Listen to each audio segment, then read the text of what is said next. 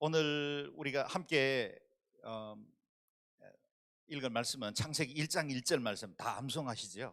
그러나 우리말 성경 번역본으로 함께 읽겠습니다. 시작. 하나님께서 태초에 하늘과 땅을 창조하셨습니다. 한 번 더요. 하나님께서 태초에 하늘과 땅을 창조하셨습니다. 아멘. 오늘부터 7번에 걸쳐서 사도신경 강해를 하게 돼서 제 개인적으로 참 기쁩니다. 언젠가는 사도행전 강해를 꼭 하고 싶었는데 그동안 주기도 강해도 하고 뭐 산상수훈, 팔복 여러 주제를 잡고 강해를 해왔는데 사도신경도 언젠가 한 번은 강해해야지 그런 마음들 갖다가 수요일 오전 예배 강사 구하기가 쉽지 않아서 이참에 그냥 강의하자. 그래서 accidentally 마음의 소원은 오래됐지만 갑작스럽게 이렇게 사도신경을 강해하게 되었습니다. 그러나 제게는 기도 또 제 마음의 소원의 응답 중에 하나라 이렇게 생각을 하고 이번에 말씀을 준비해 나가려고 합니다. 그동안 수천 년 동안 천수백 년에 걸쳐서 온 신앙의 고백의 핵심이 사도신경입니다. 이 안에 기독교의 모든 중요한 복음의 핵심들이 다 담겨 있는데 이걸 7주 만에 강해해 나가는 것은 사실은 굉장히 어렵습니다. 일반적으로는 아마 한 14차례, 15차례 정도 해야 각각의 주제들을 제대로 좀 깊이 다룰 수 있지 않겠나 그런 생각이 드는데, 그럼 목사님은 왜 7주로 잡았습니까? 올해가 7주밖에 안 남아 있어요. 그래서 올해 안에 맞춰보고 싶은 단순한 동기로 7주 안에 이렇게 좀 스퀴즈해서 우리가 내용들을 같이 좀 연결해서 강의하면 좋겠다 그렇게 생각을 했습니다. PPT를 보시면 7번의 강의 스케줄이 담겨 있습니다. 그래서 오늘 첫째 주 청지의 창조주를 믿습니다는 고백과 함께 나머지 6번의 강의들이 올해 연말까지 시리즈로 진행되리라고 생각합니다. 사도신경의 용어부터 먼저 정리를 해보려고 하는데요.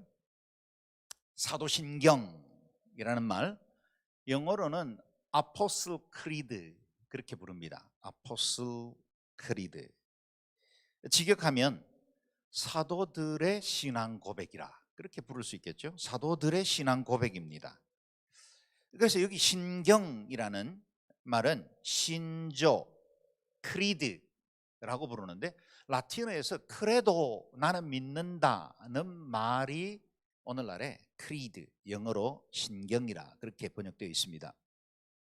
다시 말해서 우리가 믿고 있는 것이 무엇인지를 정리하는 것이 사도신경이다 하는 겁니다. 그래서 사도신경의 기초는 베드로의 유명한 신앙 고백으로부터 출발되었습니다. 아시죠?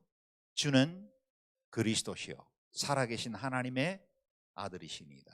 사실은 굉장히 짧은 고백이지만, 그리고 베드로 스스로도 이 고백을 할 때 자신이 뭔 말 하는지조차도 정확히 이해하지는 못했지만 이 짧은 고백 안에 예수 그리스도의 신성과 인성을 담은 약속된 메시아가 이 땅에 와서 온 세상을 구원하실 거라는 중요한 복음의 메시지를 담고 있는 고백입니다. 이 고백에서 출발해서 좀 더 믿음을 구체적으로 정리하고 덧붙인 것들이 오늘날에 우리가 고백하는 신조들이다는 겁니다. 그래서 기독교 역사들에 보면 신조들 대표적인 것들이 몇 가지가 있는데요. 니케아 신조, 삼위일체의 그 이론을 정립한 것입니다. 칼케돈 신조, 웨스트민스터 신조, 이와 같은 중요한 신조들이 있을 때마다 기독교 신앙의 핵심들을 정리하고 우리가 무엇을 믿는지에 대해서 모든 이방 세계 앞에도 공표할 수 있는 중요한 복음을 정리했다라는 겁니다. 또 이와 같은 신조를 정리할 이유는 이단으로부터 우리의 신앙이 무엇을 믿고 있는지를 건강하게 정리함으로 이단의 사설로부터 공격을 막기 위한 것이었다라는 겁니다. 그래서 우리가 늘 사도신경이라고 부르고 있기 때문에 그 뿌리가 사도에서 비롯된 것은 틀림이 없지만 그러나 실제로 사도들은 한 번도 우리가 알고 있는 이 신경을 고백한 적이 없습니다. 사도들의 믿음을 기초하고 있지만, 그러나 이것은 이후에 교회 지도자들에 의해서 정리된 신앙 고백이라고 말하는 것이 더 정확할 것입니다. 사도들 시대에는 신경을 정리할 필요가 없었습니다. 왜냐하면 예수 그리스도의 그 복음의 말씀을 생생하게 목격하고 현장에서 그 말씀을 들었던 사람들이 여전히 생존하고 있었기 때문에 그 어떤 이단 또는 어떤 교리들도 이 복음의 진리를 해칠 수가 없었습니다. 내가 봤대는데, 내가 경험자인데 누가 그것에 대해서 공격할 수 있겠습니까? 그래서 어느 누구도 사도들 시대에는 신앙적 교리를 정리할 필요가 그리 크지 않았다라는 겁니다. 그런데 하나둘씩 사도들도 떠나기 시작하고 또 복음이 이방 세계로 확장되면서 정리된 복음을 가르칠 필요가 있었겠다라는 겁니다. 그래서 당시에 흥행하던 이단들에게도 기독교 교리를 수호하고, 또 새롭게 예수 믿는 사람들, 예수 믿지 않는 사람들에게 복음의 정수를 가르치기 위해서 정리한 것 중에 하나가 사도신경이었다는 겁니다.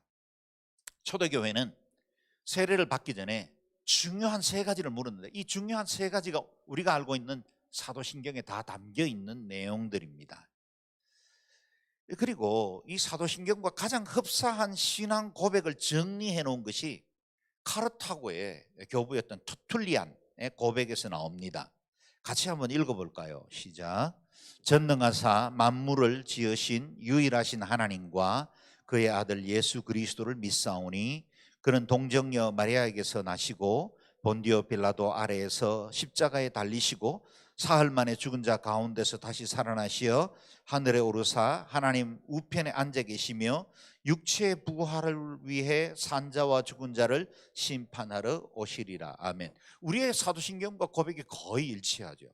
그래서 2세기에 이미 이 같은 신앙 고백이 교회의 중요한 신앙으로 그렇게 자리 잡고 있었다라는 겁니다. 그러나 저와 여러분이 지금 고백하고 있는 사도신경이라고 된 정비된 신앙 고백은 8세기 와서야 공식적으로 인정받게 됩니다. 이렇게 오랫동안 로만 가톨릭 교회가 고백하던 신앙의 이 정수 사도신경을 개신교는 종교개혁을 했지만 그대로 우리의 것으로 받아들였고 우리의 신앙 고백으로 드리고 있습니다. 종교개혁가였던 마틴 루터는 1535년 그의 한 설교에서 사도신경을 이렇게 설명했습니다. 우리 신앙의 선조들이 이 신앙 고백을 창안한 것이 아니다. 벌이 온갖 아름다운 꽃들로부터 꿀을 모으듯이 사도신경은 어린이들과 일반 신자들을 위하여 성경 내용 전체, 사랑하는 예언자들과 사도들의 글을 아름답게 모아서 요약해 놓은 것이다. 다시 말하면 마틴 루터에게 있어서의 사도신경은 어떤 사람에 의한 저작이 아니라 하나님께서 오랜 역사를 통해서 인류 구원을 위한 아름다운 일들을 행하셨는데 그것의 일부분을 복음으로 발췌된 것이 사도신경이다. 그렇게 설명을 한 것입니다. 그래서 온누리교회는 왜 매 주일마다 사도신경을 고백하지 않습니까? 물론 토요주일 예배 때는 사도신경을 전통적 예배 형태를 띠기 때문에 저희가 매주 고백합니다. 그러나 우리가 다른 예배 때는 매주 고백하지는 않죠. 그래서 온누리교회가 이단이 아닌가 그렇게 묻는 분들도 있었다 들었습니다. 만약에 이 신앙 고백이 우리의 믿음을 정리한 것이고 우리가 이 고백을 통해서 우리의 공동체 정체성을 드러내는 것이라면 굳이 매 예배 때마다 고백하지 않아도, 특별히 우리 온누리교회는 한 달에 한 번씩 성찬 예식을 진행할 때 고백하는 신앙 고백이라 할지라도 그것이 교회는 이상한 것이 아니다. 우리의 정체성을 드러내는 데는 충분한 것이다 라는 것입니다.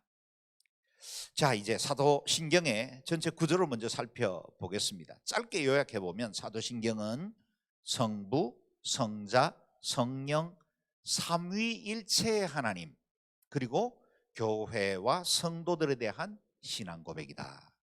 사도신경 전체 내용은 요 두 줄의 요약이 될 수 있겠습니다. PPT로 보시면 하나님은 어떤 분이십니까? 는 질문에 대한 세 가지의 답이 나옵니다. 글자가 조금 흐리네요. 하나님은 어떤 분이십니까? 전능하신 분이십니다. 아버지 하나님이십니다. 천지를 만드신 창조주입니다. 이게 첫 번째 고백이고, 두 번째, 우리 예수님은 어떤 분이시지요? 라고 물었을 때 그분은 동정녀에게서 탄생하셨습니다. 고난받아 십자가에서 못 박혀 돌아가셨습니다. 죽음에서 부활하신 분이십니다. 하나님 우편으로 승천하셨습니다. 그리고 다시 심판하러 오십니다. 세 번째, 성령님은 누구십니까? 예수님의 잉태를 주관하신 분이십니다. 교회와 성도 안에 거하시는 분이십니다. 넷째, 교회와 성도들은 어떤 존재입니까? 교회는 거룩한 곳입니다. 성도는 서로가 교제하는 관계입니다. 우리는 사죄받은 사람들입니다. 부활하여 영생을 얻은 자들입니다. 라는 이와 같은 신앙의 고백들, 중요한 믿음의 사람들이 고백할 만한 중요한 신앙들을 정리해 놓은 것이다 라는 겁니다. 그렇다면 저와 여러분이 오늘 이렇게 사도신경을 따로 공부해야 할 이유가 무엇일까요? 두 가지로 저는 정리를 했는데요. 첫째는 진리에 기초한 바른 신앙을 고백하기 위함입니다. 저와 여러분들이 무엇을 믿고 있는지를 진리 위에 바로 세워나갈 필요가 있다. 그래서 사도신경에 담긴 깊은 신앙의 고백을 함께 배우는 것은 중요하다는 겁니다. 아시는 대로 2000년 교회 역사를 통해서 수많은 믿음의 선배들이 이 고백, 사도신경이란 이 고백을 지키기 위해서 때로는 핍박을 받고 때로는 목숨을 잃기도 했고, 때로는 이 고백 하나 지키기 위해서 수많은 거리를, 수많은 날들을 도망다니고 쫓겨다니기도 했고, 그럼에도 불구하고 담대하게 복음을 전파한 그런 에너지를 불러일으킬 수 있었던 것이다 라는 겁니다. 그러므로 이 아름다운 믿음 우리도 지켜야 합니다. 두 번째, 기독교 신앙의 정수를 소유하기 위해서다. 우리가 이 정수를 소유하는 것은 그냥 단순히 내가 알고 믿는 것일 뿐만 아니라 다른 사람들에게 이 복음을 전파할 때 우리 교회에 믿는 믿음의 핵심들을 가르쳐주기 위한 것이다 라는 겁니다. 성경 안에는 무한한 은혜 보고들이 있죠. 그러나 그것을 다 알 수도 없고 그것을 짧은 시간에 요약해서 설명하기도 쉽지 않습니다. 그런데 사도신경을 통해 우리는 내가 믿는 것이 무엇인지를 확립하고 또 다른 사람들에게 이 복음 전파할 수 있다는 점에서 사도신경은 공부할 만한 가치가 충분하다는 겁니다. 본격적인 강의에 들어가기 전에 한 가지 먼저 전제하실 것이 있습니다. 사도신경은 우리의 믿는 바를 요약하여 정리한 것이기는 하지만 성경의 모든 진리를 다 포함하고 있지는 않습니다. 십자가의 도라든지 믿음으로 말미암는 구원이라든지 우리가 알고 있는 너무나 중요한 핵심적인 교리들이 사도신경에는 담겨 있지 않습니다. 그래도 괜찮습니다. 왜요? 이 모든 우리의 고백적 내용이 우리가 알고 믿고 있는 그와 같은 교리들을 지지해 주거든요. 그래서 왜 사도신경에 이러한 핵심적인 메시지가 담기지 않았습니까? 라고 물을 필요가 없습니다. 당시에는 신속하게 전 세계에 복음이 전파되어야 했고 그 복음을 전파하기 위해서 가르쳐야 할 성경의 총체적인 내용, 요약이 바로 사도신경이었기 때문에 조금도 부족함이 없었다라는 겁니다. 자, 이제 첫 번째 신앙 고백 함께 읽어보겠습니다. 시작.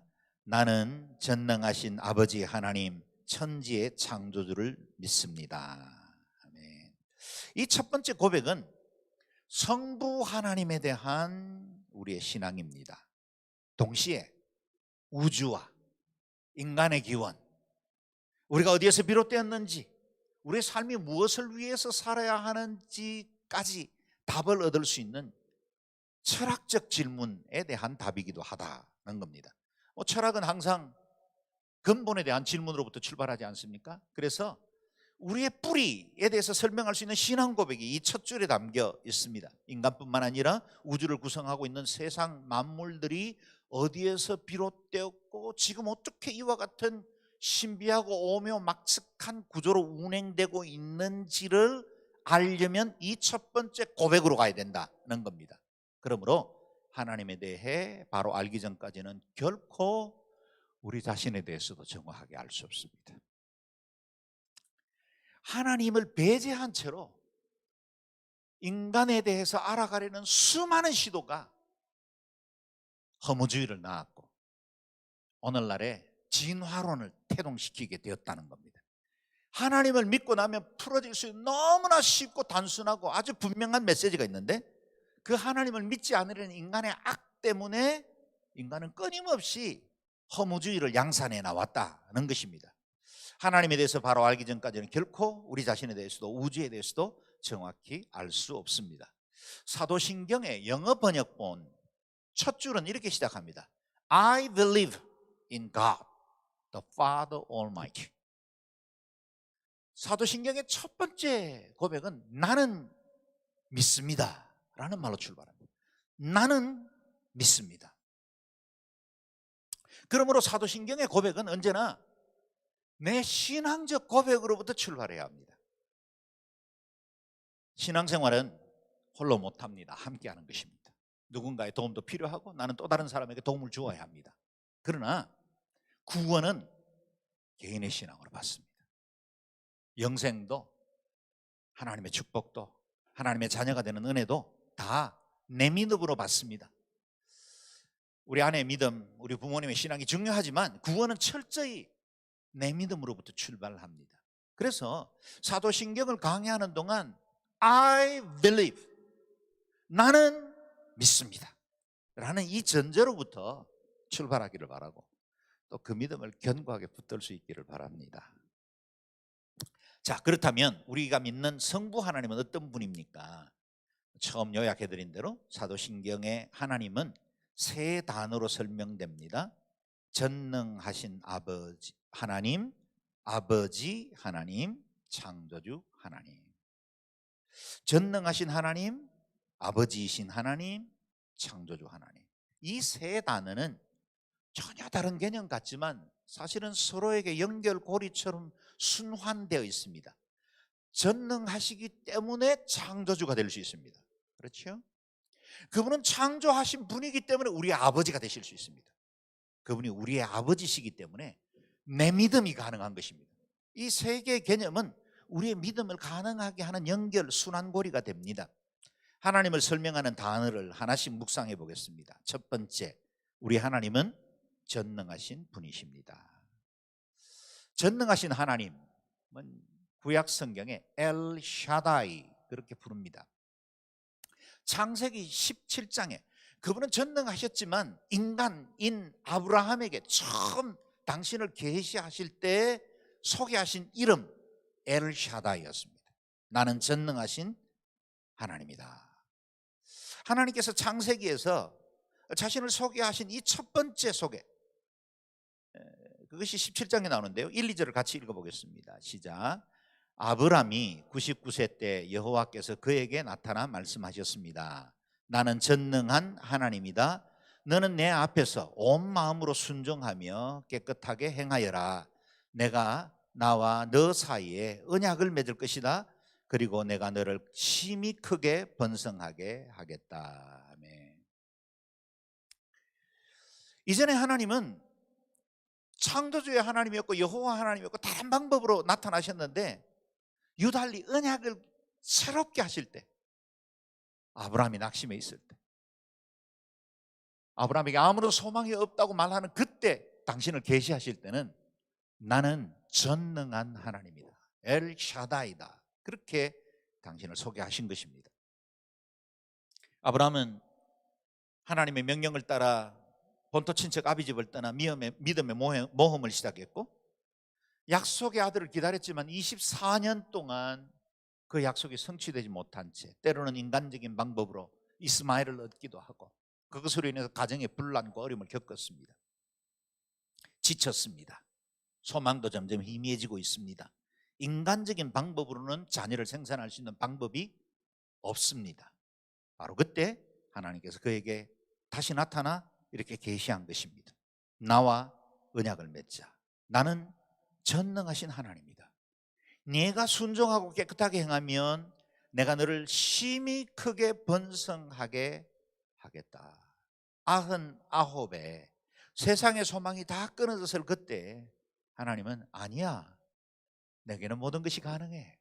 라고 말씀하시면서 엘샤다이라고 소개하신 것입니다.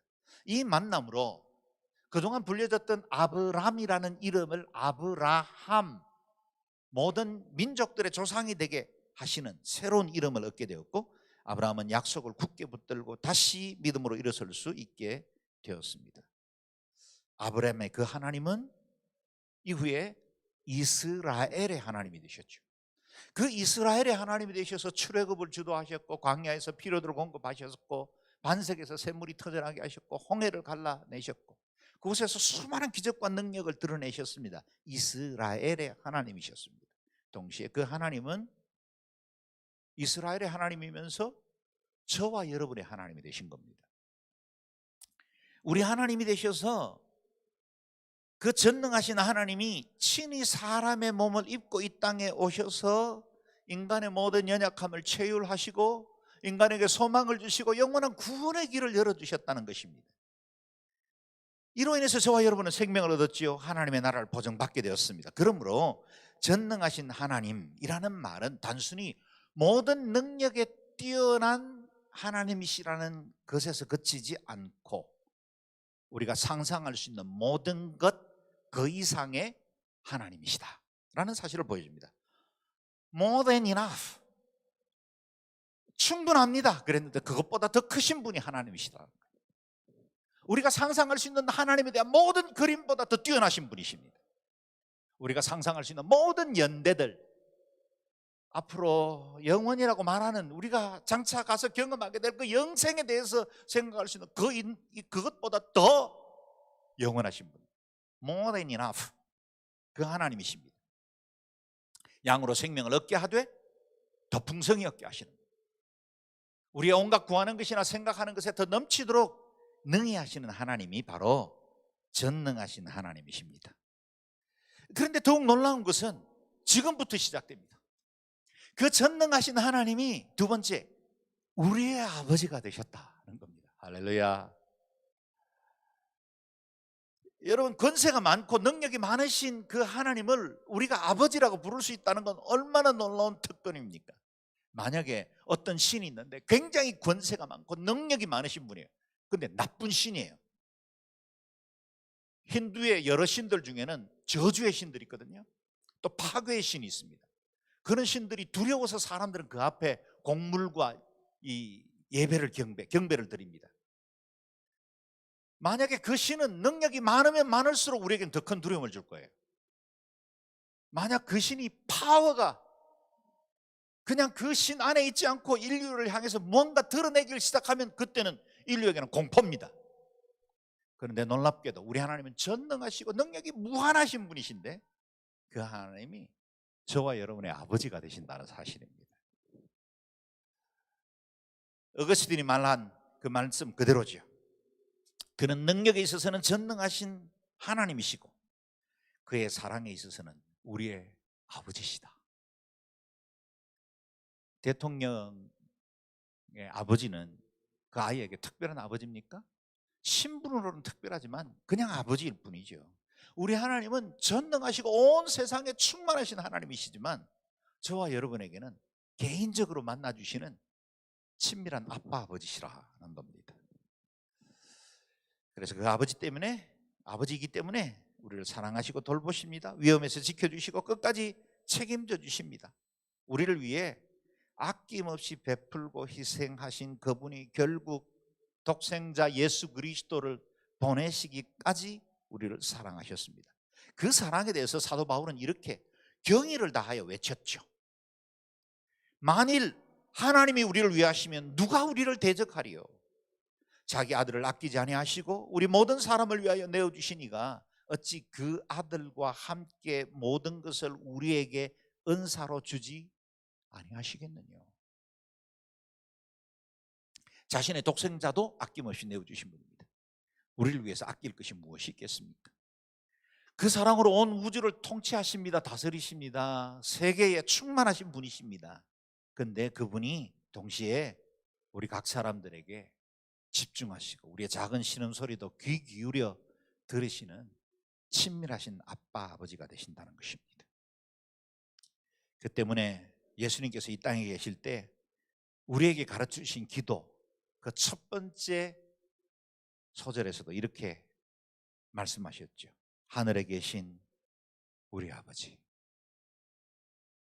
하늘에 계신 우리 아버지. 우리 하나님은 하늘에 계십니다. 하늘에 계신다는 말은 전능하시다는 뜻입니다. 능력이 무한하시다는 뜻입니다. 동시에 하늘에 계신 분이 우리 아버지십니다. 사랑하실 뿐만 아니라 나와 관계를 맺으시는 친밀한 분이시죠. 그 하나님은 하늘에 계실 뿐만 아니라 우리의 아버지가 되셔서 내 아버지와 너 아버지가 되셨다는 거예요. 너와 나의 아버지가 되셨습니다.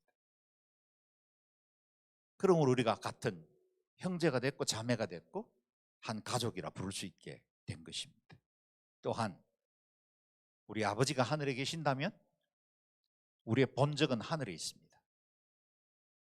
땅에 살지만 하늘에 속했다고 말할 수 있는 이유죠.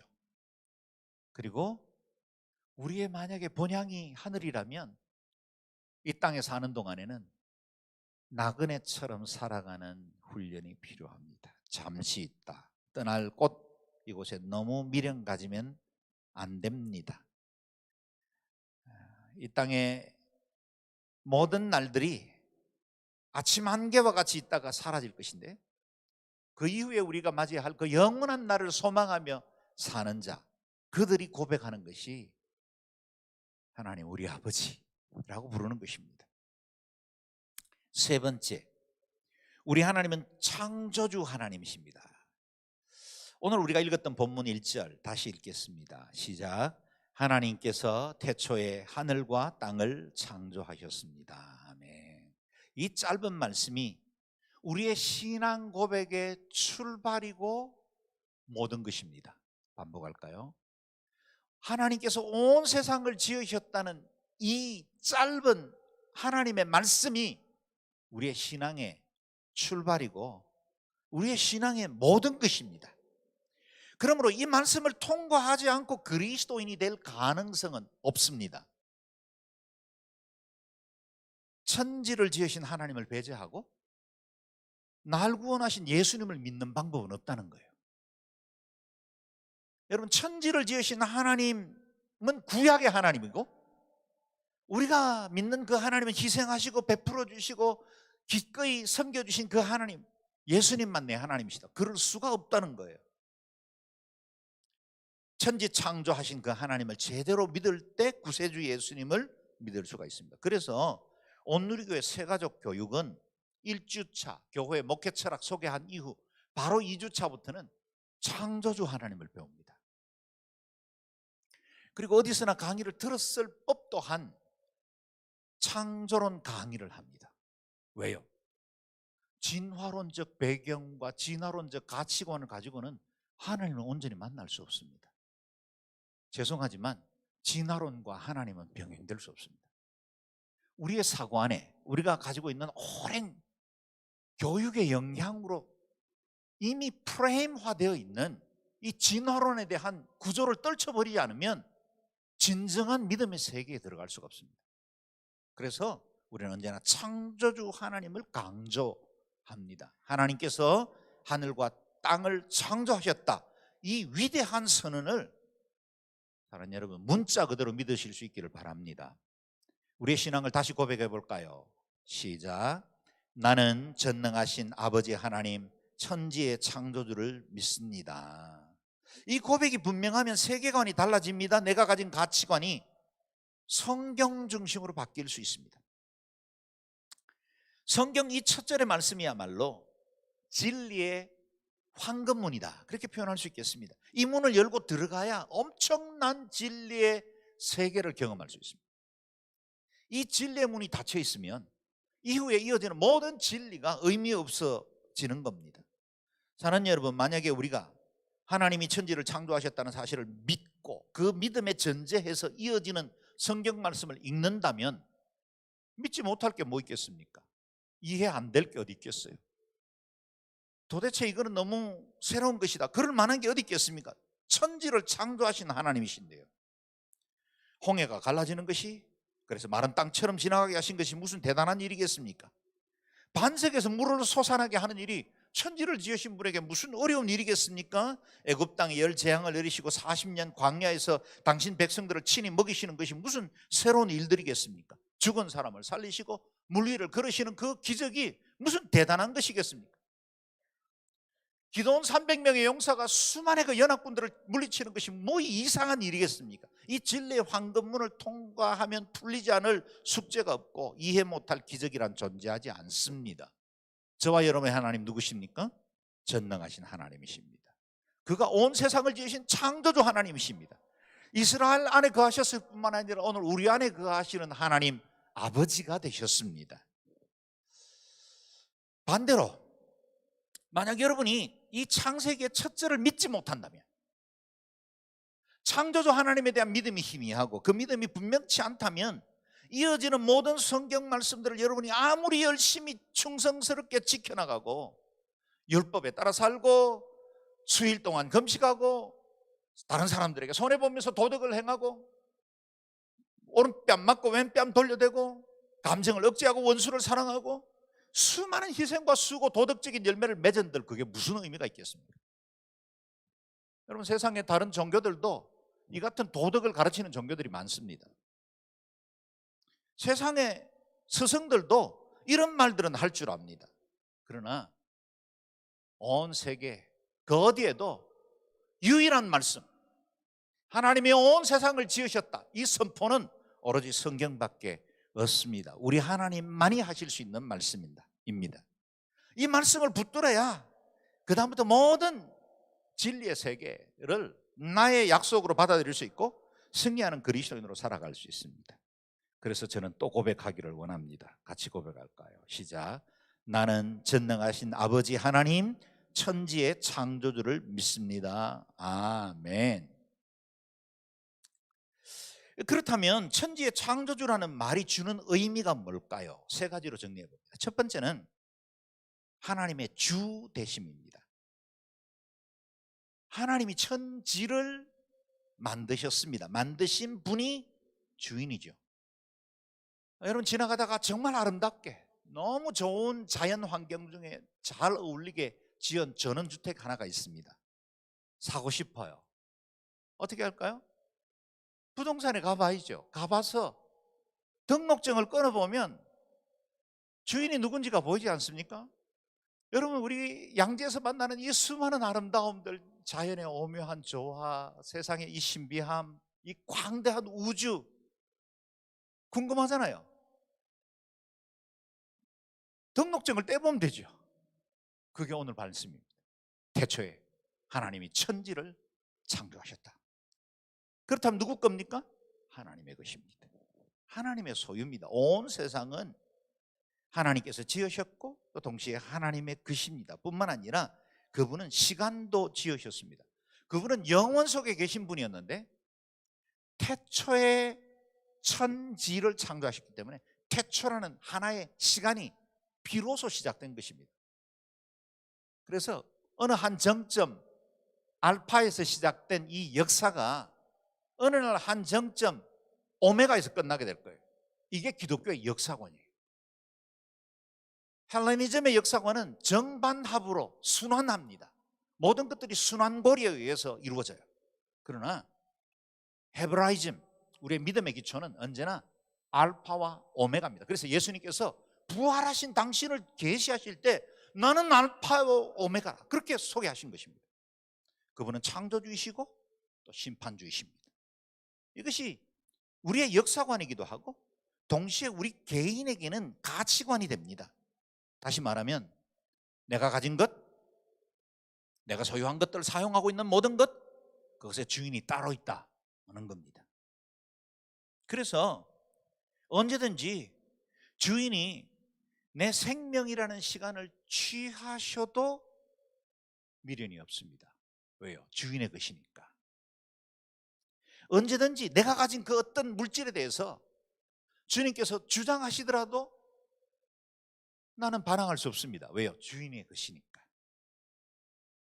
우리는 주인의 것이었는데 하나님께서 은혜로 우리에게 양도해 주신 빌려주신 것들을 사용하다가 얼마간 시간이 지나면 그거 다 두고 떠나가야 할 존재다라는 겁니다. 그래서 내 삶의 주인이 하나님이십니다 라는 고백이 첫 절에 담겨 있습니다. 다시 고백합니다. 시작. 나는 전능하신 아버지 하나님 천지의 창조주를 믿습니다. 아멘. 둘째, 하나님께서 하늘과 땅을 창조하셨다는 말은 이 세상은 하나님의 목적과 의도에 의해서 설계되었다는 뜻입니다. 이 세상은 진화론자들이 그 근원을 알지 못하기 때문에 사용하는 단어가 우연과 시간이라는 두 개의 단어입니다. 100년도 살기 버거운 인간이 헤아릴 수도 없는 수억, 수십억이라는 미지의 세계에다가 가능성을 놓고 우연이라는 단어로 풀어가는 것이 진화론입니다. 진화론은 결코 과학이 아닙니다. 가장 큰 믿음을 요구하는 것이 진화론입니다. 그래서 우리가 아기의 그 팔딱거리는 심장을 느껴볼 때 그 방글방글 웃는 아기의 모습을 보면서 이 아기가 그냥 내 몸에서 태어났고 내 몸에서 조성되었다고 상상한다면 그건 얼마나 어리석은 억지일까요? 주변에 피고 있는 이 아름다운 꽃들, 그야말로 제대로 눈여겨 한번 보지도 않던 그 들꽃에 자세히 들여다보면 그 신비한 하나하나의 그 꽃잎과 그 꽃송이들 보면 얼마나 아름답고 신비한지요. 열대어의 그 아름다운 무늬를 저기 아프리카 초원을 달리는 이 얼룩말의 그 멋진 갈퀴를, 그것을 제대로 이해만 한다면 창조주 하나님 인정하지 않을 수가 없지요. 하늘나는 새들의 뼈가 어떻게 구조를 이루고 있는지를 보십시오. 기린의 목이 왜 길어졌는지를 진화론의 관점으로는 해석이 안 됩니다. 딱따구리가 우리 동네에도 많은데 그곳에서 수없이 나무를 팔 때 왜 딱따구리는 내진탕 한번 걸리지 않을까요? 돌도 뚫어내는데 하나님의 그 신비한 구조이죠. 한치의 오차도 없이 정확하게 궤도를 날아가는 이 지구와 우주의 신비를 보십시오. 내 주먹만한 심장에서 7톤의 엄청난 피를 매일매일 순환시켜 나가는 이 생명의 신비를 보십시오. 이 신비, 이 일상의 기적, 그것이 창조주 하나님의 작품으로부터 비롯되었다는 겁니다. 그 모든 것들은 하나님의 신비와 그의 기묘하심을 노래하고 있습니다. 시편 104편 찬양 그대로죠. 같이 읽어볼까요? 시작. 오 여호와여, 주께서 하시는 일이 얼마나 다양하신지요.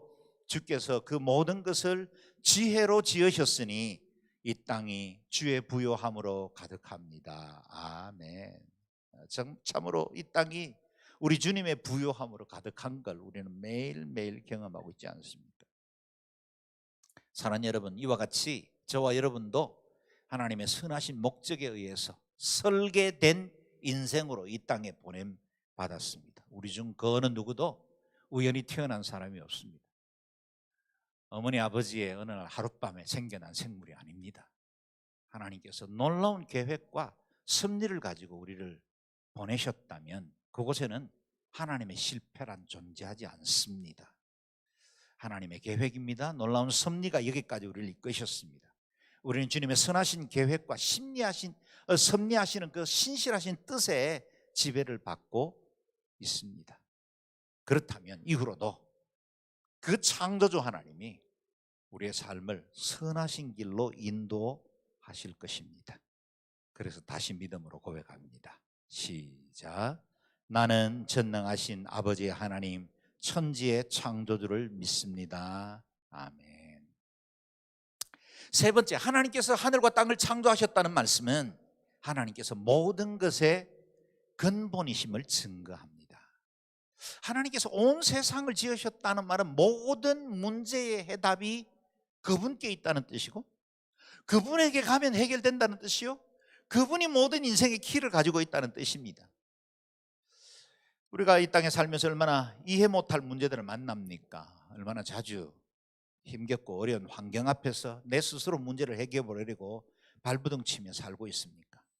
그러나 우리가 경험하지 않았습니까? 엉뚱한 데서 시간과 인생을 낭비하지 말고 답을 가지신 분으로 가야 합니다. 하나님께로 돌아가야 합니다. 그분께서 우리를 창조하셨기 때문에 그분이 우리를 가장 잘 아십니다. 내 삶의 근본을 뒤흔들 그 어떤 어려움을 만날지라도 창조주 하나님께 돌아가면 우리의 삶의 문제가 해결됩니다. 그래서 사도신경의 첫 번째 고백에서 언제나 답을 찾으십시오. 다시 고백합니다. 시작. 나는 전능하신 아버지 하나님 천지의 창조주를 믿습니다. 아멘. 저와 여러분의 하나님은 천지의 창조주이십니다. 또한 다른 어떤 피조물과도 견줄 수 없는 유일 절대적인 분이십니다. 오늘날 우리의 시대 정신은 절대 가치를 부인하려고 합니다. 모든 것을 상대화시켜서 절대 존재를 배제하고 인간 중심의 세상으로 만들어 가려고 합니다. 그러나 우리의 신앙 고백은 더 분명하고 특히나 오늘 같은 시대를 살아갈수록 더욱더 견고하게 붙들어야 할 믿음이 있다면 이 첫 번째 신앙 고백이기도 합니다. 이 세상의 창조주이시며 우리의 삶의 근원은 오직 한 분밖에 없습니다. 저와 여러분이 섬기는 창조주 하나님이십니다. 그 하나님은 전능하심으로 우리를 다스리십니다. 우리의 삶을 돌보시고 이끄시는 아버지 하나님이십니다. 그래서 우리는 로마서의 위대한 선언을 우리의 세계관으로 삼을 수 있습니다. 읽습니다. 시작. 이는 만물이 주에게서 나오고 주로 말미암고 주에게로 돌아감이라. 그에게 영광이 세세에 있을지어다. 아멘. 만물이 주에게서부터 나오고 주님의 통치와 지배 아래 있고 결국은 주께로 돌아가게 될 것입니다. 자, 이제 정리합니다. 저와 여러분의 하나님은 누구십니까? 제가 3번 선포할 때마다 여러분 아멘으로 고백하시고 그것이 바로 여러분의 개인의 신앙이 될 수 있기를 바랍니다. 우리 하나님은 전능하신 하나님이십니다. 우리 하나님은 아버지 하나님이십니다. 우리 하나님은 천지를 창조하신 하나님이십니다.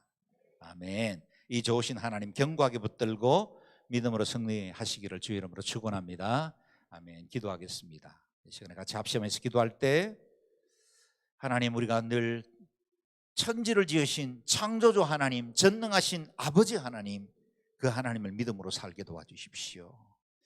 우리 눈앞에 보이는 현실과 환경들이 커 보이지만 그러나 언제나 우리 하나님 아버지 그 주님을 신뢰하고 이 믿음으로 이겨 승리할 수 있도록 은혜를 베풀어 주옵소서. 우리 개인과 그리고 가정들 또 힘겹게 여러 가지 상황을 이겨내는 우리 믿음의 동지들 서로 축복하고 중보하며 함께 통성으로 기도하겠습니다.